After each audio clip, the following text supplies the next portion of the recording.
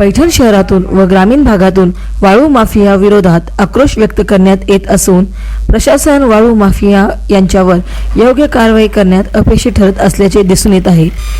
दिवसा ट्रॅक्टरला वाळू उपसण्याचे यंत्र दिसून आले आहे।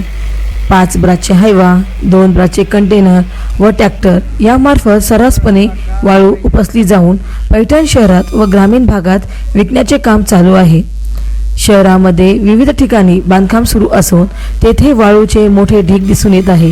ही वाळू कुठून व कशी येते हा मोठा प्रश्न प्रशासनाच्या नजरेस का येत नाही। प्रशासनाने याकडे लक्ष देण्याची गरज असून सामान्य नागरिकांमध्ये प्रशासनाच्या कारभाराविषयी असंतोष दिसून येत आहे।